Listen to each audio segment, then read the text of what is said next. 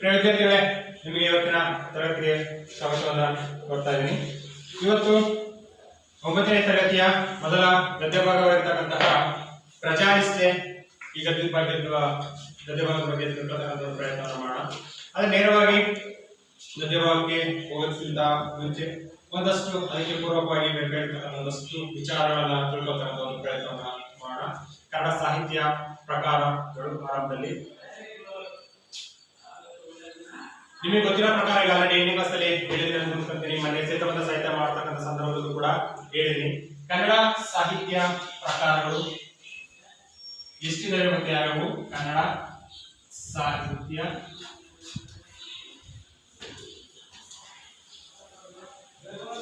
ಕನ್ನಡ ಸಾಹಿತ್ಯ ಪ್ರಕಾರಗಳು ಯಾವ್ಯಾವಿದಾವೆ ಅಂತ ಹೇಳ್ತೀರಾ? ಪ್ರವಾಸ ಸಾಹಿತ್ಯ, ಪ್ರವಾಸ ಸಾಹಿತ್ಯ, ಆತ್ಮಕಥೆ, ಜೀವನ ಚರಿತ್ರೆ, ಗುಡ್,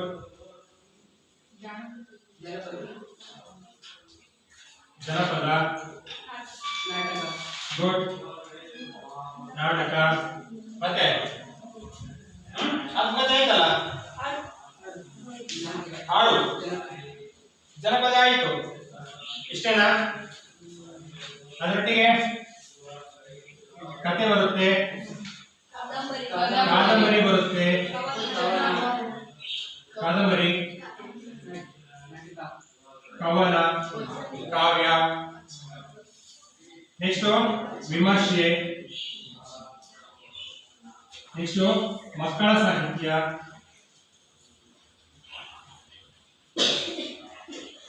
ಹೀಗೆ ಆಧುನಿಕ ಕನ್ನಡ ಸಾಹಿತ್ಯದಲ್ಲಿ ಕಥೆ, ಕವನ, ನಾಟಕ, ವಿಮರ್ಶೆ, ಪ್ರವಾಸ ಕಥನ, ಆತ್ಮಕಥೆ, ಜೀವನ ಚರಿತ್ರೆ, ನಾಟಕ ಈ ರೀತಿಯಲ್ಲಿ ಹಲವಾರು ಸಾಹಿತ್ಯ ಪ್ರಕಾರಗಳ ಮುಖಾಂತರವಾಗಿ ನಾವು ಕನ್ನಡ ಸಾಹಿತ್ಯ ಚರಿತ್ರೆಯಲ್ಲಿ ಗುರುತಿಸಬಹುದಾಗಿದೆ. ಈಗ ನಮಗೆ ಇವತ್ತು ನಾವು ಆಯ್ಕೆ ಮಾಡಿಕೊಂಡಿರ್ತಕ್ಕಂತಹ ಒಂದು ಕಥೆ ಕಾದಂಬರಿಗೆ ಸಂಬಂಧಪಟ್ಟಂತಹ ಒಂದು ಗದ್ಯ ಭಾಗ ಆಗಿದೆ. ಹಾಗಾಗಿ ಕಾದಂಬರಿ ಅಂದ್ರೆ ಏನು? ಸೊ ಕಾದಂಬರಿಯಲ್ಲೂ ಕೂಡ ಮತ್ತೆ ಉಪ ಪ್ರಕಾರಗಳು ಬರ್ತಾವ. ಹಾಗಾದ್ರೆ ಬಂದ್ರೆ ಯಾವ್ಯಾವು ಏನು ಅನ್ನೋದನ್ನ ತಿಳ್ಕೊಳ್ಳೋಣ. ಮೊದಲನೇದಾಗಿ ಕಾದಂಬರಿ ಅಂದ್ರೆ ಏನು? ಕಾದಂಬರಿಯ ಒಂದು ಅರ್ಥವನ್ನ ಹೇಳೋದಾದ್ರೆ ಕಾದಂಬರಿ ಅಂದ್ರೆ ಮನೋರಂಜನೆ ಬಹಳ ಮುಖ್ಯವಾಗಿರ್ತಕ್ಕಂಥದ್ದು. ಕಾದಂಬರಿ ಮನೋರಂಜನೆ ಓದತಕ್ಕಂತಹ ಓದುಗರಿಗೆ ಒಂದು ಮನೋರಂಜನೆಯನ್ನ ಕೊಡ್ತಕ್ಕಂತಹ ರೀತಿಯಲ್ಲಿ ಇರ್ತಕ್ಕಂಥದ್ದು ಕಾದಂಬರಿಯ ವಿಷಯ. ಕೇವಲ ಮನೋರಂಜನೆ ಬಂದಿದ್ರೆ ಸಾಕ? ಓದ್ತಕ್ಕಂತಹ ಒಬ್ಬ ಪ್ರೇಕ್ಷಕರಿಗೆ ತನ್ನನ್ನ ತಾನು ಅದರಲ್ಲಿ ಇನ್ವಾಲ್ವ್ ಆಗ್ತಕ್ಕಂಥ ರೀತಿಯಲ್ಲಿ ಮಾಡ್ತಕ್ಕಂಥದ್ದು ಕಾದಂಬರಿಯಲ್ಲಿ ಒಂದು ವಿಶೇಷ ಮನೋರಂಜಿಸತಕ್ಕಂಥದ್ದು ಒಂದು. ಜೊತೆಗೆ ಬದುಕಿನ ಮಹಾ ಕಾವ್ಯಗಳನ್ನ ತಿಳಿಸ್ತಕ್ಕಂಥ ಒಂದು ಪ್ರಯತ್ನವನ್ನು ಕೂಡ, ಅಂದ್ರೆ ನಾವು ಬದುಕಲ್ಲಿ ಹೇಗಿರಬೇಕು, ಹೇಗೆ ಜೀವನವನ್ನ ರೂಪಿಸ್ಕೋಬೇಕು ಅನ್ನೋದನ್ನ ಸಂಪೂರ್ಣವಾಗಿ ಒಂದು ವಿಚಾರವನ್ನು ಒಳಗೊಂಡಿರ್ತಕ್ಕಂಥ ಒಂದು ಕಾವ್ಯ ಕಾದಂಬರಿ ಅಂತ ಹೇಳಿದ್ರೆ ತಪ್ಪಾಗಲಿಕ್ಕಿಲ್ಲ. ನೋಡಿ, ಇಂಥ ಒಂದು ಕಾದಂಬರಿಯಲ್ಲಿ ಸಾಕಷ್ಟು ಪ್ರಕಾರಗಳು ಬರ್ತಾ ಹೋಗ್ತವೆ. ಅವು ಯಾವಾಗಂದ್ರೆ ಕೌಟುಂಬಿಕ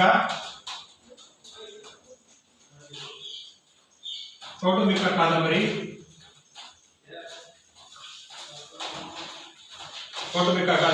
ಸಾಮಾಜಿಕ,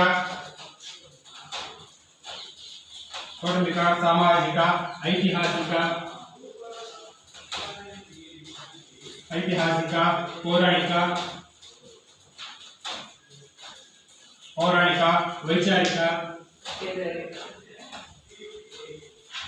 ವೈಚಾರಿಕ, ಪತ್ತೇದಾರಿ. ನೋಡಿ, ಹೀಗೆ ಕಾದಂಬರಿಯ ಒಳಭಾಗದಲ್ಲಿ ಕೌಟುಂಬಿಕ, ಸಾಮಾಜಿಕ, ಐತಿಹಾಸಿಕ, ಪೌರಾಣಿಕ, ವೈಚಾರಿಕ, ಪತ್ತೇದಾರಿ ಈ ರೀತಿಯಾಗಿ ಹಲವಾರು ಪ್ರಕಾರಗಳು ಬರ್ತಕ್ಕಂಥದ್ದನ್ನು ಕೂಡ ನಾವು ಗಮನಿಸಬೇಕಾಗಿದೆ. ಪ್ರಸ್ತುತ ಇವತ್ತೇ ನಾವು ಪಾಠವನ್ನ ಆಯ್ಕೆ ಮಾಡಿಕೊಂಡಿದ್ದು ಈ ಒಂದು ಆಮೇಲೆ ಕನ್ನಡ ಕಾದಂಬರಿ ಅರ್ಥವನ್ನು ತಿಳ್ಕೊಂಡಿದ್ದೀವಿ. ಹಾಗೆ ಕಾದಂಬರಿಯ ಪ್ರಕಾರಗಳ ಬಗ್ಗೆ ನಾವು ಆಲ್ರೆಡಿ ತಿಳ್ಕೊಂಡಿದ್ದೀವಿ. ಹಾಗಾಗಿ ಇಂಥ ಒಂದು ಕಾದಂಬರಿ ಸಾಹಿತ್ಯ ಪ್ರಕಾರದಲ್ಲಿ ಯಾವೆಲ್ಲ ಕವಿಗಳು ಯಾವೆಲ್ಲ ಕೃತಿಗಳನ್ನ ಬರೆದ್ರು ಅನ್ನೋದನ್ನ ನಾವು ನೋಡಿದ್ರೆ ಪ್ರಮುಖ ಕಾದಂಬರಿಕಾರರು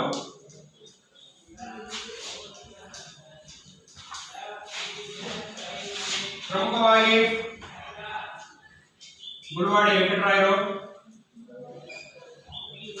ಮುಲ್ವಾಡಿ ವೆಂಕಟರಾಯರು, ಕೆರೂರು ವಾಸುದೇವಾಚಾರ್ಯರು,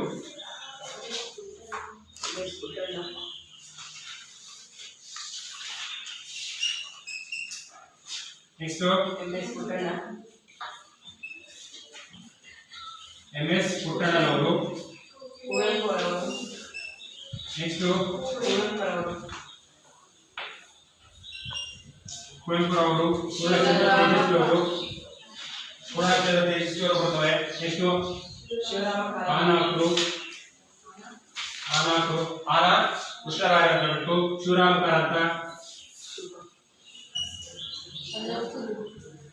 ಶಿವರಾಮ ಕಾರಂತರು. ನೆಕ್ಸ್ಟ್ ತಾರಾಸು ತಾರಾ ಸುಬ್ಬರಾವ್ ಅಂತ ಹೇಳ್ಬಿಟ್ಟು ಅವರ ಒಂದು ಹೆಸರು. ಬಸವರಾಜ ಕಟ್ಟಿಮನಿ, ಬಸವರಾಜ ಕಟ್ಟಿಮನಿ. ನೆಕ್ಸ್ಟ್ ಶ್ರೀ ಲಂಕೇಶ್, ಜೀವಯ್ಯರ್, ತ್ರಿವೇಣಿ, MK ಇಂದಿರಾ,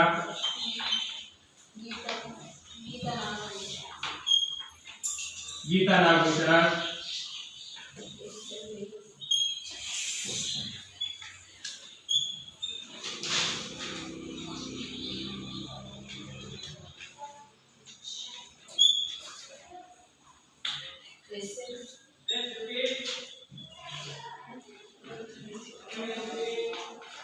SL ಭೈರಪ್ಪ, ಹೀಗೆ QR ಅನಂತಮೂರ್ತಿ, ಹೀಗೆ ಸಾಕಷ್ಟು ಜನ ಕವಿಗಳು ಕನ್ನಡ ಸಾಹಿತ್ಯ ಚರಿತ್ರೆಯಲ್ಲಿ ತಮ್ಮ ಒಂದು ಕಾದಂಬರಿ ಸಾಹಿತ್ಯ ಪ್ರಕಾರದಲ್ಲಿ ತಮ್ಮನ್ನ ತಾವು ತೋರಿಸಿಕೊಂಡು ಹಲವಾರು ಕಾದಂಬರಿಗಳನ್ನ ಕನ್ನಡ ಸಾಹಿತ್ಯ ಕ್ಷೇತ್ರಕ್ಕೆ ಕೊಡುಗೆಯಾಗಿ ಕೊಟ್ಟಿರ್ತಕ್ಕಂಥದ್ದು.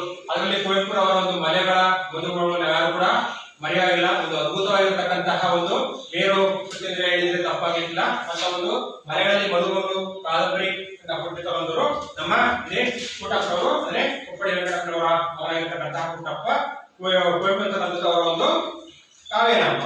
ಹಾಗೆ SL ಭೈರಪ್ಪ ಅವರ ಒಂದು ಬರುವಂತಕ್ಕಂತಹ ಕಾದಂಬರಿ ಆಗಿರ್ಬೋದು, ಹಾಗೆ ಅನಂತಮೂರ್ತಿಯವರ ಸಂಸ್ಕಾರ ಅಂತಕ್ಕಂಥದ್ದಾಗಿರ್ಬೋದು. ಸೊ ಈ ರೀತಿಯಾಗಿ ಹಲವಾರು ಕಾದಂಬರಿ ಸಾಹಿತ್ಯ ಕ್ಷೇತ್ರದಲ್ಲಿ ನಮ್ಮ ಒಂದು ಕನ್ನಡ ಸಾಹಿತ್ಯ ಚರಿತ್ರೆ ಅಂತಕ್ಕಂಥದ್ದು ಶ್ರೀಮಂತವಾಗಿರ್ತಕ್ಕಂಥದ್ದು ನಾವು ಗಮನಿಸಬಹುದಾಗಿದೆ. ಅಂತಕ್ಕಂಥದ್ದು ಇದೇ ಒಂದು ಕಾದಂಬರಿಯ ಒಂದು ಸಾಹಿತ್ಯ ಪ್ರಕಾರಕ್ಕೆ ಸೇರಿದ್ದಾಗಿದೆ. ಹಾಗಾಗಿ ಈ ಒಂದು ಪ್ರಜಾನಿಷ್ಠೆ ಪಾಠವನ್ನು ಇವತ್ತು ಅಭ್ಯಾಸವನ್ನು ಮಾಡೋಣ.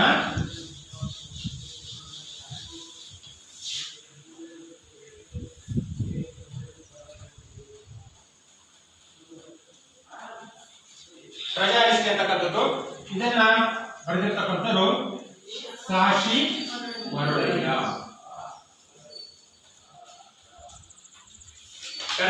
ಆಧುನಿಕ ಕನ್ನಡ ಸಾಹಿತ್ಯ ಚರಿತ್ರೆಯಲ್ಲಿ ಬರ್ತಕ್ಕಂತಹ ಮತ್ತೋರ್ವ ಪ್ರಮುಖ ಕವಿ ಅಂದ್ರೆ ನಮ್ಮ ಸಾಶಿ ಮರಳಯ್ಯ ಅಂತಕ್ಕಂತಹ ಲೇಖಕರು. ಅವರನ್ನ ಒಂದು ಪರಿಚಯವನ್ನು ತಿಳ್ತಕ್ಕಂಥ ಒಂದು ಪ್ರಯತ್ನವನ್ನು ಈಗ ನಾವು ಮಾಡೋಣ. ನೋಡಿ, ಒಂದು ಪೂರ್ಣ ಹೆಸರು ಶ್ರೀ ಸಾಸಲು ಶಿವರುದ್ರಯ್ಯ ಮರಳಯ್ಯ ಅಂತಕ್ಕಂಥದ್ದು.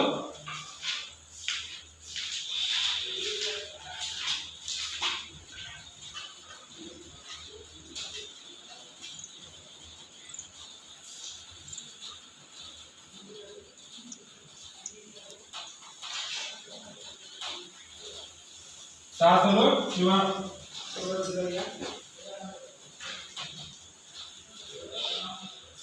ಶಿವರುದ್ರಯ್ಯ ಮರಳಯ್ಯ. ಸಾಸಲು ಶಿವರುದ್ರಯ್ಯ ಮರಳಯ್ಯ ಅಂತಕ್ಕಂಥದ್ದು ಇವರ ಒಂದು ಪೂರ್ಣವಾಗಿರ್ತಕ್ಕಂತಹ ಹೆಸರು. ಎಲ್ಲಿ ಹುಟ್ಟಿದ್ರು ಅಂತಂದ್ರೆ ಸ್ಥಳ ತುಮಕೂರು ಜಿಲ್ಲೆಯ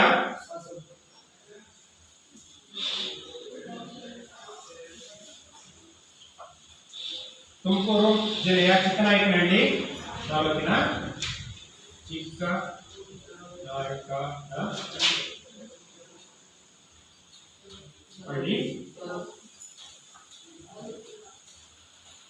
ಚಿಕ್ಕನಾಯಕನಹಳ್ಳಿ ತಾಲೂಕಿನ ಸಾಸಲು ತುಮಕೂರು ಜಿಲ್ಲೆಯ ಚಿಕ್ಕನಾಯಕನಹಳ್ಳಿ ತಾಲೂಕಿನ ಸಾಸಲು ಅಂತಕ್ಕಂಥ ಒಂದು ಗ್ರಾಮದಲ್ಲಿ ಹುಟ್ಟಿದ್ದಾರೆ. ಹಾಗಾದ್ರೆ ಎಷ್ಟರಲ್ಲಿ ಹುಟ್ಟಿದ್ರು?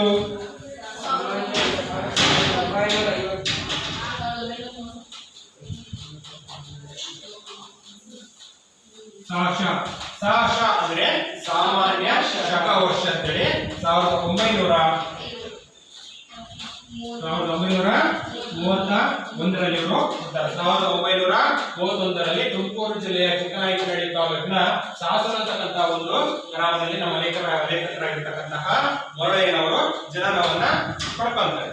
ಹಾಗಾಗಿ ಇವರು ಯಾವ ಯಾವ ಕೃತಿಗಳನ್ನ ಬರೆದರೆ ಅನ್ನೋದನ್ನ ನಾವು ನೋಡೋದಾದ್ರೆ ಬರೆದಿರ್ತಕ್ಕಂತಹ ಕೃತಿಗಳು ಶಿವತಾಂಡವ,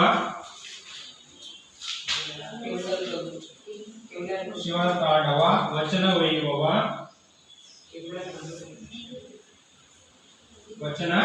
ವೈಭವ, ನೆಲದ ಸೊಗಡು,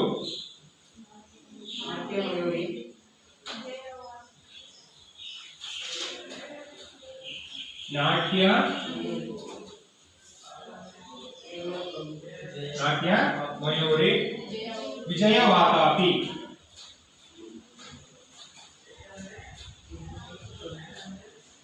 ನೋಡಿ, ಶಿವತಾಂಡವ, ವಚನ ವೈಭವ, ನೆಲದ ಸೊಗಡು, ನಾಟ್ಯ ಮಯೂರಿ, ವಿಜಯವಾತಾಪಿ ಹೀಗೆ ಸುಮಾರು 90ಕ್ಕೂ ಹೆಚ್ಚಿನ ಕೃತಿಗಳನ್ನ ಇವರು ರಚನೆ ಮಾಡಿದರೆ, ರಚಿಸಿದ್ದಾರೆ ಅಂತಕ್ಕಂಥ ಒಂದು ಮಾಹಿತಿ ನಮಗೆ ಲಭ್ಯವಾಗುತ್ತೆ. ಇಷ್ಟೆಲ್ಲ ಸಾಹಿತ್ಯ ಕೃಷಿಯನ್ನ ಮಾಡಿರ್ತಕ್ಕಂತಹ ನಮ್ಮ ಲೇಖಕರಿಗೆ ಹಲವು ಪ್ರಶಸ್ತಿಗಳು ಕೂಡ, ಬಿರುದುಗಳು ಕೂಡ ಇವರನ್ನ ನಾವು ಹುಟ್ಟಿಕೊಂಡು ಅರಸಿಕೊಂಡು ಬಂದಿದ್ದೇವೆ. ಹಾಗಾಗಿ ಯಾವೆಲ್ಲ ಪ್ರಶಸ್ತಿಗಳು ಇವರಿಗೆ ಬಂದಿದ್ದಾವೆ ಅನ್ನೋದನ್ನ ನಾವು ನೋಡೋದಾದ್ರೆ, ಪ್ರಶಸ್ತಿಗಳು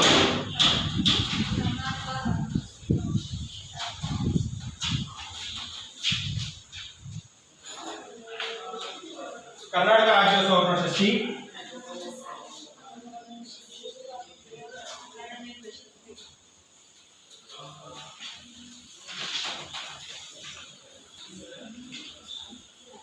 ಕರ್ನಾಟಕ ರಾಜ್ಯೋತ್ಸವ ಪ್ರಶಸ್ತಿ, ಕರ್ನಾಟಕ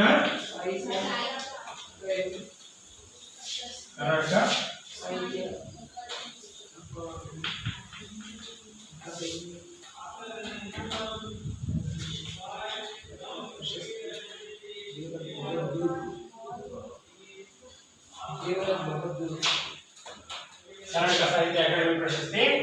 ಹಾಗೆ ಈ ಕಡೆ ಬಂದಿರ್ತೀನಿ ದೇವರಾಜ್ ಬಹದ್ದೂರ್ ಪ್ರಶಸ್ತಿ,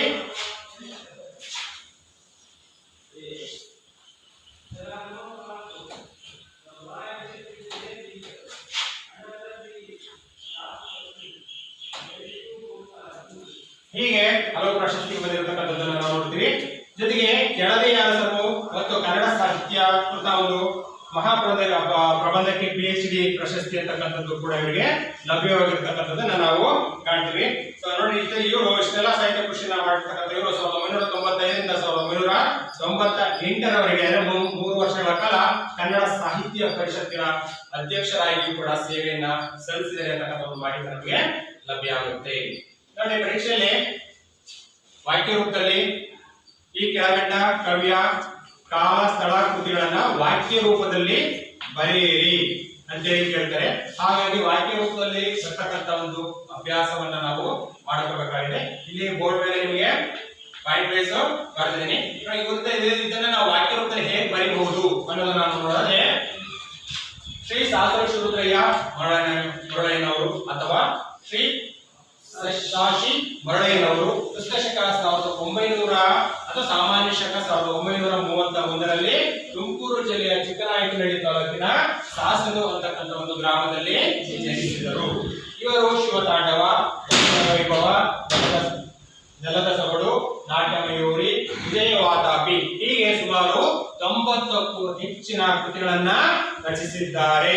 ಇಷ್ಟೆಲ್ಲ ಸಾಹಿತ್ಯ ಕೃಷಿಯನ್ನ ಮಾಡಿರ್ತಕ್ಕಂತಹ ಇವರಿಗೆ ಹಲವು ಪ್ರಶಸ್ತಿಗೂ ಕೂಡ ಬಂದಿದ್ದು, ಅವುಗಳಲ್ಲಿ ಪ್ರಮುಖವಾಗಿ ಕರ್ನಾಟಕ ರಾಜ್ಯೋತ್ಸವ ಪ್ರಶಸ್ತಿ, ಕರ್ನಾಟಕ ಸಾಹಿತ್ಯ ಅಕಾಡೆಮಿ ಪ್ರಶಸ್ತಿ, ಜೊತೆಗೆ ದೇವರಾಜ ಬಹದ್ದೂರ್ ಪ್ರಶಸ್ತಿ, ಜೊತೆಗೆ ಕೆಳದಿಯ ಅರಸರು ಮತ್ತು ಕನ್ನಡ ಸಾಹಿತ್ಯ ಈ ಒಂದು ಮಹಾಪ್ರಬಂಧಕ್ಕೆ PhD ಪ್ರಶಸ್ತಿ ಕೂಡ ಲಭಿಸಿದೆ. ಇಷ್ಟನ್ನ ನೀವು ಎಕ್ಸಾಮ್ ಅಲ್ಲಿ ಬರೆದಿದ್ದಾರೆ, ಖಂಡಿತವಾಗೂ ಕೂಡ 3 ಅಂಕ ನಿಮಗೆ ಸಿಗುತ್ತೆ. ಬಹಳ ಸಿಂಪಲ್ ಆಗಿರ್ತಕ್ಕಂಥದ್ದನ್ನ ನೋಡಿ ಅಭ್ಯಾಸವನ್ನ ಮಾಡ್ತಾರೆ.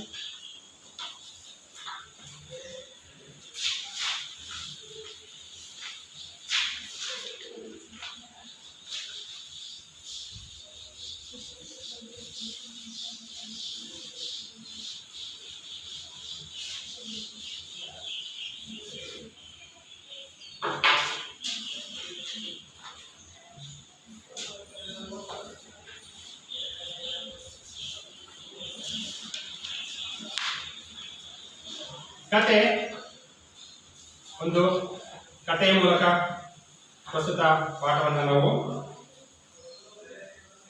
ಮುಂದುವರ್ಸೋಣ. ಕತೆ ಎಲ್ರಿಗೂ ಇಷ್ಟ ಆಗ್ತಕ್ಕಂಥವು. ಕತೆ ಯಾರಿಗೂ ಇಷ್ಟ ಇಲ್ಲ, ಎಲ್ರಿಗೂ ಇಷ್ಟ ಆಗ್ತಕ್ಕಂಥದ್ದು. ಅಬಾಲದಿಂದ ಹಿಡಿದು ಮುದುಕರವರೆಗೂ ಕೂಡ, ಅಬಾಲ ವೃದ್ಧ ಅಂದ್ರೆ ಬಾಲಕರಿಂದ ಮುದುಕರವರೆಗೂ ಕೂಡ ಇಷ್ಟ ಆಗ್ತಕ್ಕಂತಹ ಒಂದು ಕತೆ ಅಂತಕ್ಕಂಥದ್ದು. ಅಂತ ಒಂದು ಕಥೆಯ ಬಗ್ಗೆ ಹೇಳೋದಾದ್ರೆ, ಒಂದು ಕತೆ ಒಂದು ಪ್ರಸ್ತುತ ನಮ್ಮ ಒಂದು ಪ್ರಜಾನಿಷ್ಠೆ ಪಾಠಕ್ಕೆ ಪೂರಕವಾಗಿರ್ತಕ್ಕಂಥ ಒಂದು ಕತೆ. ಒಂದು ಸುವರ್ಣಗಿರಿ ಅಂತಕ್ಕಂಥ ಒಂದು ರಾಜ್ಯ. ಆ ಸುವರ್ಣಗಿರಿ ರಾಜ್ಯವನ್ನ ಆಳ್ತಕ್ಕಂಥವನು ಯಾರಪ್ಪ ಅಂದ್ರೆ ಚಂದ್ರಸೇನ ಅಂತಕ್ಕಂಥವನು ಆ ಸುವರ್ಣಗಿರಿ ರಾಜ್ಯವನ್ನ ಆಳ್ತಾ ಇದ್ದಂತೆ. ತುಂಬಾ ಉತ್ತಮವಾಗಿರ್ತಕ್ಕಂತಹ ದಕ್ಷತೆಯಿಂದ ತುಂಬಾ ಪ್ರಜೆಗಳನ್ನ ತನ್ನ ಮಕ್ಕಳಂತ ತಿಳ್ಕೊಂಡ್ಬಿಟ್ಟು ಆಳ್ವಿಕೆಯನ್ನು ಮಾಡ್ತಾ ಇರ್ತಕ್ಕಂತಹ ರಾಜ ನಮ್ಮ ಚಂದ್ರಸೇನ ಅಂತಕ್ಕಂತಹ ರಾಜ. ದಾನ ಧರ್ಮ ನ್ಯಾಯ ನೀತಿ ಅಥವಾ ದೇವತಾ ಕಾರ್ಯಗಳು, ಸೊ ಈ ರೀತಿಯಾಗಿ ತನ್ನನ್ನು ತಾನು ತೊಡಗಿಸ್ಕೊಂಡು ಜನರ ಹಿತವೇ ತನ್ನ ಹಿತ, ಜನರ ಸುಭಿಕ್ಷವೇ ತನ್ನ ಸುಭಿಕ್ಷೆ ಅಂತಕ್ಕಂಥ ಒಂದು ಉತ್ತಮ ಭಾವನೆಯಿಂದ ತನ್ನ ಇಡೀ ಒಂದು ರಾಜ್ಯವನ್ನ ನಡೆಸಿಕೊಂಡು ಹೋಗ್ತಕ್ಕಂಥ ನಮ್ಮ ಮಹಾರಾಜ ಯಾರು ಚಂದ್ರಸೇನ ಆಗಿದೆ. ಸೊ ಈ ರೀತಿಯಾಗಿರ್ತಕ್ಕಂಥ ಒಂದು ಸಂದರ್ಭದಲ್ಲಿ ಜನರ ಕಷ್ಟ ಸುಖಗಳನ್ನ ತಿಳಿದುಕೊಳ್ಳುವ ಸಲುವಾಗಿ ತನ್ನ ಮಂತ್ರಿಯಾಗಿರ್ತಕ್ಕಂತಹ ಸುವರ್ಣನ ಜೊತೆ ಸೇರಿ ಹಲವಾರು ದಿನಗಳ ಅಂದ್ರೆ ಒಂದು ದಿನನಿತ್ಯದ ಸಂಜೆ ಸಂದರ್ಭದಲ್ಲಿ ಏನ್ ಮಾಡ್ತಾನೆ, ಸುವರ್ಣನ ಸಮೇತವಾಗಿ ತನ್ನ ರಾಜ್ಯವನ್ನ ಸುತ್ತುತ್ತಾ ಇದ್ದಾನೆ, ಅಂದ್ರೆ ವಾಯು ವಿಹಾರವನ್ನ ಮಾಡ್ತಾ ಇರ್ತಾನೆ. ಹೋದಂತ ಸಂದರ್ಭದಲ್ಲಿ ಕಣ್ಣಾರೆ ಜನರ ಕಷ್ಟ ಸುಖ ದುಃಖ ದುಮಾರಗಳನ್ನು ತಿಳ್ಕೊಳ್ತಾನೆ. ಆ ಮುಖಾಂತರವಾಗಿ ಅವನು ಆ ಒಂದು ಜನರ ಕಷ್ಟಗಳನ್ನ ಪರಿಹರಿಸ್ತಾರೆ. ನೋಡಿ, ಈಗ ಒಂದ್ ರೀತಿ ಒಂದಿನ ಹೋಗ್ತಾರಂತೆ ಸಂಜೆ ಸಂದರ್ಭದಲ್ಲಿ ವಾಯು ವಿಹಾರಕ್ಕೆ ತನ್ನ ಮುಂದೆಗಿರ್ತಕ್ಕಂತಹ ಸುವರ್ಣನ ಜೊತೆ ಹೋಗ್ತಾ ಇದ್ದಾರೆ. ಹೋದಂತ ಒಂದು ಸಂದರ್ಭದಲ್ಲಿ ಒಬ್ಬ ವಿಪ್ರ ಅಂತಕ್ಕಂಥವನು ಹೊಲದಲ್ಲಿ ಅಲ್ಲಿ ಸಂಜೆ ಆಗಿದೆ, ಬೇಗ ನಮ್ಮ ಕುದುರೆಯನ್ನ ಏರಿ ಹೋಗಿದ್ದಾರೆ, ಕತ್ತಲಾಗ್ತಾ ಇದೆ, ಬೇಗ ಕುದುರೆಯನ್ನ ಓಡಿಸಪ್ಪ, ಕತ್ತಲಾಗೋದ್ರೊಳಗೆ ನಮ್ಮ ರಾಜ್ಯವನ್ನ ಸೇರ್ಕೊಂಡು ಅಂತೇಳಿ ಮಹಾರಾಜ ಹೇಳ್ತಾರೆ. ಅದರಂತೆ ಕುದುರೆಯನ್ನ ಬೇಗ ಓಡಿಸ್ತಾರೆ. ಅಲ್ಲಿ ಹೋಗ್ತಕ್ಕಂಥ ಒಂದು ಸಂದರ್ಭದಲ್ಲಿ ಹೊಲದ ಕಡೆ ಸುಮ್ಮನೆ ಹಾಗೆ ಕಣ್ಣಾಡಿಸ್ತಕ್ಕಂಥ ಒಂದು ಸಂದರ್ಭದಲ್ಲಿ ಒಬ್ಬ ವಿಪ್ರ ಅಂತಕ್ಕಂಥವನು ಹೊಲದಲ್ಲಿ ಇನ್ನು ದುಡಿಮೆ ಮಾಡ್ತಾ ಇರ್ತಾರೆ. ನೋಡಿ, ಕತ್ತಲಾಗ್ತಾ ಇದೆ, ಸಮೀಪಕ್ಕೆ ಬಂದಿದೆ. ಕತ್ತಲು ಸಮೀಪದಲ್ಲಿ ಇದ್ರೂ ಕೂಡ ಆ ವಿಪ್ರ ಅಂತಕ್ಕಂಥವನು ಇನ್ನೂ ತನ್ನ ಒಂದು ದುಡಿಮೆಯನ್ನ ಕಾಯಕವನ್ನ ಹೊಲದಲ್ಲಿ ಮುಂದುವರಿಸ್ತಾನೆ ಹೋಗ್ತಾರೆ. ಸೊ ತನ್ನ ಜೊತೆಯಲ್ಲಿರ್ತಕ್ಕಂತಹ ಮಂತ್ರಿಯಾಗಿರ್ತಕ್ಕಂತಹ ಸುವರ್ಣನನ್ನ ಕೇಳ್ತಾನೆ, ಯಾರಪ್ಪ ಅವನು ಯಾಕಾಗಿ ಇಷ್ಟೊಂದು ಕಷ್ಟಪಡ್ತಾ ಇದ್ದಾನೆ, ಯಾಕೆ ನಮ್ಮ ರಾಜ್ಯದಲ್ಲಿ ಯಾರಾದ್ರೂ ಇನ್ನೂ ಬಡವರಿದಾರ, ಹಸುವಿನಿಂದ ಯಾರಾದ್ರೂ ಇನ್ನೂ ನರಳ್ತಾ ಇದಾರಾ ಅಂತ ಹೇಳ್ಬಿಟ್ಟು ಕೇಳ್ತಾನೆ. ಇಲ್ಲ ಮಹಾರಾಜರೇ, ನಮ್ಮ ರಾಜ್ಯದಲ್ಲಿ ಎಲ್ಲರೂ ಕೂಡ ಸುಭಿಕ್ಷೆಯಿಂದ ಇದ್ದಾರೆ, ಎಲ್ಲರೂ ಕೂಡ ಸಾಕಷ್ಟು ಧನಕನಕದಿಂದ ದವಸ ಧಾನ್ಯಗಳಿಂದ ಸಮೃದ್ಧಿಯಿಂದ ಕೂಡಿದ್ದಾರೆ. ಆದ್ರೆ ಇಲ್ಲೊಬ್ಬ ಇವನ ಒಂದು ವಿಶೇಷವೇ ಬೇರೆ. ಇವನು ಅವರಿಗೆ ನಮ್ಮ ಎಲ್ಲಾ ಜನರಿಗೆ ಹೋಲಿಸಿಕೊಂಡಾಗ ಇವನ ಒಂದು ರೀತಿ ನೀತಿಯ ಸ್ವಭಾವವೇ ಬೇರೆ ರೀತಿಯಾಗಿದೆ ಅಂತ ಹೇಳ್ತಾರೆ. ಹಾಗಾದ್ರೆ ಏನು ರೀತಿ ನೀತಿಯಲ್ಲಿ ಅಥವಾ ಯಾವ ಸ್ವಭಾವದಲ್ಲಿ ಏನು ವ್ಯತ್ಯಾಸ ಇದೆ ಅವ್ರಿಗೂ ಮತ್ತು ಇವನಿಗೆ ಅಂತಂದಾಗ, ಇವನು ತುಂಬಾ ಸ್ವಾಭಿಮಾನಿ ಇದ್ದಾನೆ. ಯಾರು ಏನೇ ಕೊಟ್ಟರು ಕೂಡ ಇಸ್ಕೊಳ್ಳಿಕ್ಕೆ ಅವನು ಉಚಿತವಾಗಿ ಪುಕ್ಕಟ್ಟೆ ಅಂತ ನಾವೇನ್ ಕರಿತೀವೋ ಆ ರೀತಿ ಇಸ್ಕೊಳ್ಳಿಕ್ಕೆ ಅವನು ರೆಡಿ ಇಲ್ಲ ಅಂತ ಹೇಳಿ ಹೇಳ್ತಾರೆ. ಹಾಗಾದ್ರೆ ನಾವು ಏನಾದ್ರೂ ಕೊಡ್ಲೇಬೇಕಲ್ಲ, ದಾನವನ್ನ ಮಾಡಲೇಬೇಕು ಅಂತ ಹೇಳ್ಬಿಟ್ಟು ಮನೆಗೆ ರಾಜಕೀಯ ಬರುತ್ತೆ. ಆದ್ರೆ ರಾಜಕೀಯ ಆ ರೀತಿ ಅನ್ನಿಸ್ದಾಗ ಅದು ಕೊಟ್ರೆ ಇಸ್ಕೊಳ್ಳಿಕ್ಕೆ ನಾವು ರೆಡಿ ಇಲ್ಲ. ಯಾರೇನೇ ದಾನ ಧರ್ಮ ಕೊಟ್ಟರು ಕೂಡ ಇಸ್ಕೊಳ್ಳಿಕ್ಕೆ ಇರೋದಿಲ್ಲ. ತಾನು ದುಡಿದು ಸಂಪಾದಿಸಿದ್ರಲ್ಲಿ ತನ್ನ ಒಂದು ತಂದೆ ತಾಯಿಗಳನ್ನ, ಹೆಂಡತಿ ಮಕ್ಕಳನ್ನ, ಬಂಧು ಬಾಂಧವರನ್ನ ಸಾಕ್ಬೇಕು. ಈ ತರಹದ ಒಂದು ಉದ್ದೇಶವನ್ನ ಇಟ್ಟುಬಿಟ್ಟು ಬಹಳ ಕಷ್ಟಪಟ್ಟು ಪ್ರಾಮಾಣಿಕತೆಯಿಂದ ಹೊಲದಲ್ಲಿ ದುಡಿಮೆ ಮಾಡ್ತಾರೆ. ಸೊ ಇದನ್ನ ಪರಸ್ಪರ ರಾಜ ಮತ್ತು ಮಂತ್ರಿ ಇಬ್ರು ಕೂಡ ಚರ್ಚೆಯನ್ನ ಮಾಡಿಬಿಟ್ಟು, ಆಯ್ತಪ್ಪ ಇದಕ್ಕೆ ಬೇರೆ ರೀತಿಯ ಒಂದು ವ್ಯವಸ್ಥಿತ ಯೋಜನೆಯನ್ನ ನಾವು ರೂಪಿಸೋಣ ಅಂತ ಬಿಟ್ಟು ಹೋಗ್ತಾರೆ. ತನ್ನ ರಾಜ್ಯಕ್ಕೆ ಹೋಗ್ತಾರೆ. ಅವತ್ತು ಹೊಲಕ್ಕೊಂದಾಯ್ತು. ಬೆಳಿಗ್ಗೆ ಸೂರ್ಯೋದಯ ಆಯ್ತು. ಸೂರ್ಯೋದಯ ಆದ ನಂತರದಲ್ಲಿ ಎಂದಿನಂತೆ ನಮ್ಮ ಹೊಲದಲ್ಲಿ ದುಡಿತಾ ಇರತಕ್ಕಂತ ಒಬ್ಬ ಚಂದ್ರಸೇನ ಅಂತಕ್ಕಂಥನು, ಚಂದ್ರಸೇನ ರಾಜ, ಆ ಚಂದ್ರಸೇನನ ರಾಜ್ಯದಲ್ಲಿ ಇರ್ತಕ್ಕಂಥ ಶೇಷ ಶರ್ಮ ಅಂತಕ್ಕಂಥವನು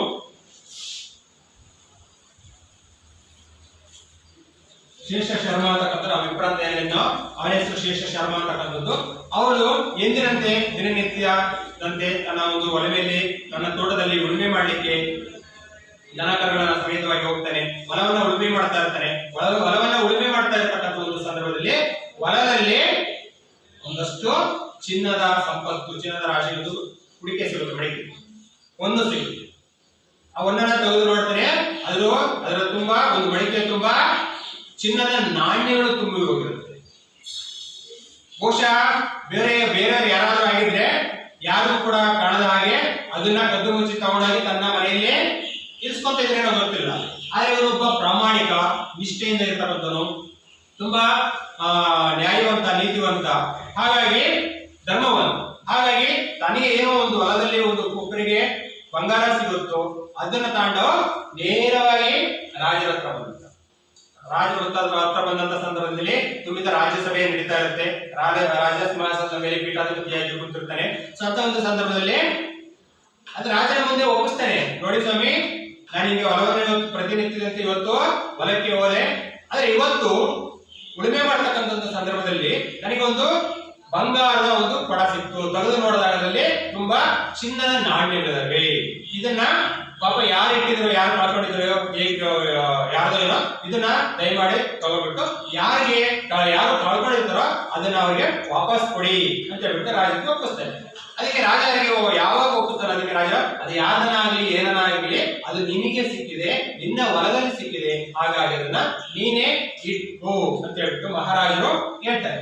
ಆದ್ರೆ ಇದಕ್ಕೆ ನಮ್ಮ ಶೇಷ ಶರ್ಮ ಒಪ್ಪಿಂದ ಖಂಡಿತವಾಗಲು ಒಪ್ಪಲ್ಲ. ನೋಡಿ, ನಾವೀಗ ಹೊಲದಲ್ಲಿ ಬೆಳೆ ಬೆಳಿತೀವಿ. ಹೊಲದಲ್ಲಿ ಬೆಳೆ ಬೆಳೀತಕ್ಕಂಥ ಒಂದು ಸಂದರ್ಭದಲ್ಲಿ ಎಷ್ಟೋ ಅಕ್ಕಿ ಪಕ್ಷಿಗಳು ನನ್ನ ಹೊಲಕ್ಕೆ ಬರ್ತವೆ, ನಾನು ಹೊಲದಲ್ಲಿ ಬೆಳೆದಿರ್ತಕ್ಕಂಥ ದವಸ ಧಾನ್ಯಗಳನ್ನ ತಿಂದು ಹೋಗ್ತವೆ. ನೋಡಿ, ನಮ್ಮ ಹೊಲಕ್ಕೆ ಅಕ್ಕಿ ಪಕ್ಷಿಗಳು ಬರ್ತವೆ ಅಂತಂದ್ರೆ ಆ ಅಕ್ಕಿ ಪಕ್ಷಿಗಳನ್ನ ನಮ್ಮದು ಅಂತ ಹೇಳಿ ಸಾಧ್ಯನಾ? ಇಲ್ಲ.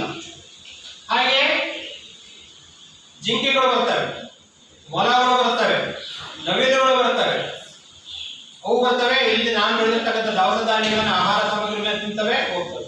ಹಾಗಾದ್ರೆ ಅವು ನನ್ನವು ಅಂತ ಹೇಳ್ಬಿಟ್ಟು ಅವುಗಳ ಮೇಲೆ ನಾನು ಹಕ್ಕು ಚಲಾಯಿಸಲಿಕ್ಕೆ ಸಾಧ್ಯನಾ? ಇಲ್ಲ. ಅಕ್ಕಿ ಪಕ್ಷಿಗಳು ನನ್ನವಲ್ಲ, ತಿಂದು ಹೋಗ್ತಕ್ಕಂತಹ ಜಿಂಕೆ, ಮೊಲ ಇವು ಕೂಡ ನನ್ನವಲ್ಲ.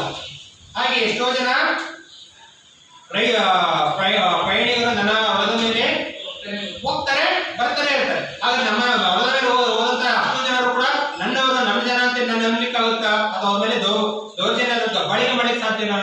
ಇಲ್ಲ ಅಲ್ವಾ? ಹಾಗೆ ಇದು ಕೂಡ, ಈ ಸಂಪತ್ತು ಕೂಡ ನನ್ನದಲ್ಲ. ನನ್ನದು ಏನಾದ್ರೂ ಕೂಡ ಹೊಲದಲ್ಲಿ ಬೆಳೀತಕ್ಕಂತಹ ಬೆಳೆಯ ಮೇಲೆ ಅಥವಾ ದವಸ ಧಾನ್ಯದ ಮೇಲೆ ನನ್ನ ಹಕ್ಕಿರುತ್ತೆ ಹೊರತು ಹೊಲದಲ್ಲಿ ಸಿಗ್ತಕ್ಕಂಥ ಈ ಒಂದು ಸಂಪತ್ತಿನ ಮೇಲೆ ನನಗೆ ಯಾವುದೇ ತರಹದ ಹಕ್ಕಿಲ್ಲ. ಹಾಗಾಗಿ ನನಗೆ ಈ ಒಂದು ಸಿಕ್ಕಿರ್ತಕ್ಕಂಥ ಸಂಪತ್ತು ನನಗೆ ಖಂಡಿತವರು ಬೇಡವೇ ಬೇಡ ಅಂತಕ್ಕಂಥ ಒಂದು ನಿರ್ಧಾರಕ್ಕೆ ಬರ್ತಾನೆ. ಕೊನೆಗೆ ರಾಜರಿಗೆ ಇವನ ಒಂದು ಮನಸ್ಥಿತಿ ಇರೋದು ಖಂಡಿತವರು ಅರ್ಥ ಆಗುತ್ತೆ. ಹಾಗಾಗಿ ಅಂತ ಒಂದು ಸಂಪತ್ತನ್ನ ನನ್ನ ರಾಜ್ಯಕ್ಕೆ, ರಾಜ್ಯ ಭಂಡಾರಕ್ಕೆ ಸೇರಿಸಿಕೊಂಡು ಈ ಒಂದು ರಾಜ್ಯ ಭಂಡಾರಕ್ಕೆ ಅಂತಂದ್ರೆ ಜನರ ಒಂದು ಕ್ಷೇಮಾಭಿವೃದ್ಧಿಗೆ ಮೀಸಲಾಗಲಿ ಸಂಪತ್ತು ರಾಜ್ಯದ ಬೊಕ್ಕಸಕ್ಕೆ ಸೇರಿಬಿಟ್ಟು ನನಗೆ ಸೇರಿ ಅಂತದಲ್ಲ, ಒಂದು ರಾಜ್ಯದ ಅಭಿವೃದ್ಧಿಗಾಗಿ ಅಥವಾ ಏಳಿಗೆಗಾಗಿ, ಜನರ ಒಂದು ಕ್ಷೇಮಕ್ಕಾಗಿ ಏಳಿಗೆಯಾಗಿ ಮೀಸಲಾಗಿ ಅಂತ ರಾಜ್ಯದ ಬೊಕ್ಕದ ಕೋಶಾಧ್ಯಕ್ಷಕ್ಕೆ ಕೊಡ್ತಾರೆ. ನೋಡಿ, ಇದಕ್ಕೆ ಪೂರ್ವಕವಾಗಿ ಇರ್ತಕ್ಕಂತಹ ಒಂದು ಗದ್ಯ ಭಾಗ ಪ್ರಜಾನಿಷ್ಠೆ ಅಂತಕ್ಕಂಥ ಒಂದು ಗದ್ಯ ಭಾಗ. ಮತ್ತೆ ಈ ಒಂದು ಗದ್ಯ ಭಾಗ ಹೊಯ್ಸಳರ ಪ್ರಸಿದ್ಧ ಅರಸನಾಗಿರ್ತಕ್ಕಂತಹ ವಿಷ್ಣುವರ್ಧನ. ಹೊಯ್ಸಳರ ಪ್ರಸಿದ್ಧ, ನಮ್ಮ ಒಂದು ಕನ್ನಡ ನಾಡಿನಲ್ಲಿ ಸಾಕಷ್ಟು ರಾಜ ಮನೆತನಗಳು ಆಳ್ವಿಕೆ ಮಾಡಿದರು. ಕದಂಬರಿಂದ ಹಿಡಿದು ಮೈಸೂರಿನ ಒಡೆಯರವರೆಗೆ ಕದಂಬರು, ಶಾತವಾಹನರು, ಗಂಗರು, ಚಾಲುಕ್ಯರು, ಹೊಯ್ಸಳರು, ವಿಜಯನಗರ ಅರಸರು, ನೆಕ್ಸ್ಟ್ ಮೈಸೂರಿನ ಒಡೆಯರು. ಸೊ ಈ ರೀತಿಯ ಸಾಕಷ್ಟು ರಾಜಮನೆತನಗಳು ಆಳ್ವಿಕೆಯನ್ನು ಮಾಡಿದ್ದರೂ ಕೂಡ ಒಂದಕ್ಕಿಂತ ರಾಷ್ಟ್ರಕೂಟರನ್ನು ಬಿಟ್ಟಿದೆ. ನೋಡಿ, ಇಷ್ಟೆಲ್ಲ ಆಳ್ವಿಕೆ ಮಾಡಿದ್ರೂ ಕೂಡ ಇವೆಲ್ಲರ ಮಧ್ಯೆ ಹೊಯ್ಸಳರ ರಾಜರ ಮನೆತನವನ್ನು ನಾವು ಯಾರು ಕೂಡ ಮರೆಯೋ ಹಾಗಿಲ್ಲ. ಸುತ್ತಮುತ್ತಲು ಅವರ ಆಳ್ವಿಕೆ ನಡೆಸಿದರ ಕುರುಹ ಇವತ್ತು ಇಲ್ಲೇ ಬೇಲೂರಲ್ಲಿ, ಹಳೆಬೀಡಿನಲ್ಲಿ ಪ್ರಸಿದ್ಧ ವಾಸ್ತುಶಿಲ್ಪಗಳು ನಮಗೆ ಕಣ್ಣಿಗೆ ಬೀಳ್ತವೆ. ಹಾರನಹಳ್ಳಿಯಲ್ಲಿ ಹೋದ್ರೆ ಚೆನ್ನಕೇಶ್ವರ ದೇವಾಲಯ ಸಿಗುತ್ತೆ ಅಲ್ವಾ, ಅರಸೀಕೆರೆ ಹೋದ್ರೂ ಒಂದು ಸಿಗುತ್ತೆ. ಸೊ ಇವೆಲ್ಲವೂ ಕೂಡ ಒಂದು ಕಾಲದಲ್ಲಿ ಹೊಯ್ಸಳರು ಆಳ್ವಿಕೆ ನಡೆಸ್ತಕ್ಕಂಥ ಒಂದು ಪ್ರದೇಶ ಇದೆ. ಹಾಗಾಗಿ ಅವತ್ತಿನ ಒಂದು ವಾಸ್ತುಶಿಲ್ಪಗಳು ಇವತ್ತು ನಮಗೆ ಸಿಗ್ತಾ ಇದೆ, ಅವರ ಆಳ್ವಿಕೆ ನಡೆಸಿದರ ಪ್ರತೀಕ. ಇಂಥ ಒಂದು ಹೊಯ್ಸಳ ಸಾಮ್ರಾಜ್ಯದ ಸ್ಥಾಪಕ ಯಾರು? ಹೊಯ್ಸಳ ರಾಜ್ಯ ಸ್ಥಾಪಕ ಯಾರು? ವಿಷ್ಣುವರ್ಧನ ಪ್ರಸಿದ್ಧ ಅರಸ. ಹೊಯ್ಸಳರ ರಾಜಮನೆತನದ ಸ್ಥಾಪಕ ಯಾರು? ಎರಡನೇ ಅಕ್ಷರ ಬರುತ್ತೆ ಸ್ಥಳ. ಹೊಯ್ಸಳರ ಎಣ್ಣೆ ಕ್ಲಾಸ್ ಒಂದು ಪಾಠ ಐತೆ ನಿಮಗೆ, ಯಾವುದು ಹೇಳಿ ನೋಡೋಣ, ಹೇಳಿ ನೋಡೋಣ. ತಲಕಾಡಿನ ವೈಭವ ಒಂದು ಪಾಠ ಇತ್ತು. ತಲಕಾಡಿನ ಮಣ್ಣಿನ ಮೇಲೆ ನಮ್ಮ ಹಿರೇಮಗಳವರು ತನ್ನ ಸ್ನೇಹಿತರ ಜೊತೆ ಪ್ರವಾಸ ಹೋಗ್ತಾರೆ. ಪ್ರವಾಸಕ್ಕೆ ಹೋದಂತ ಸಂದರ್ಭದಲ್ಲಿ ಇಡೀ ತಲಕಾಡಿನ ಮಣ್ಣಿನ ಮೇಲೆ ಆಳ್ವಿಕೆ ಮಾಡುವಂತ ಅಷ್ಟು ರಾಜಮನೆತನಗಳ ಒಂದು ಚಿತ್ರಪಟ ಹಾಗೆಯೇ ಮುಂದೋಗುತ್ತೆ. ಅದೆಲ್ಲದನ್ನು ಕೂಡ ಅವರು ಸ್ಮರಿಸ್ಕೊಳ್ತಾ ಹೋಗ್ತಾರೆ. ಅದರ ತಲಕಾಡು ಅಂತಂದಾಗ ಅದು ನಾಡದ ಪ್ರಮುಖ ಮೂವರು ರಾಜರ ಹೆಸರಿರ್ತಾರೆ.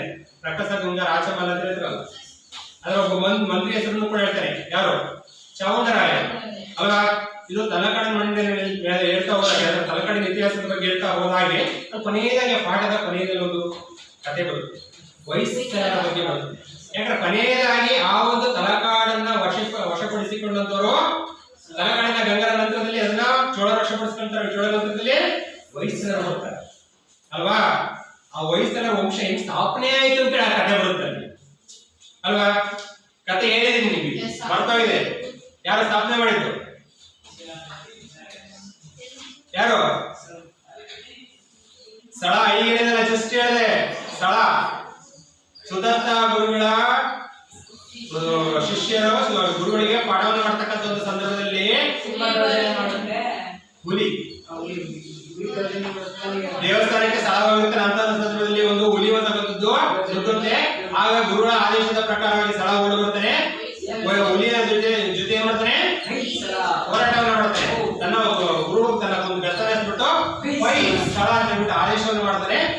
ಈ ಆದೇಶದ ಪ್ರತಿಫಲವೇ ಹುಲಿಯನ್ನ ತಂದ್ಬಿಟ್ಟು ಹೊಯ್ಸಳ ರಾಜ್ಯದ ಮನೆತನ ಸ್ಥಾಪನೆ ಮಾಡಿ ಕಾರಣ ಆಯ್ತು ಅಂದ್ರೆ ನಾವು ಕಥೆ ತಿಳ್ಕೊಂಡಿದ್ವಿ. ಇಂಥ ಒಂದು ಹೊಯ್ಸಳರ ಪ್ರಸಿದ್ಧ ಅರಸನೇ ವಿಷ್ಣುವರ್ಧನ. ಸ್ಥಳ ಸ್ಥಾಪನೆ ವಿಷ್ಣುವರ್ಧನ ಪ್ರಸಿದ್ಧ ಅರಸ. ನೋಡ್ರಿ, ಇಂಥ ಒಂದು ವಿಷ್ಣುವರ್ಧನನ ಅರಸಿ ಶಾಂತಲಾದೇವಿ.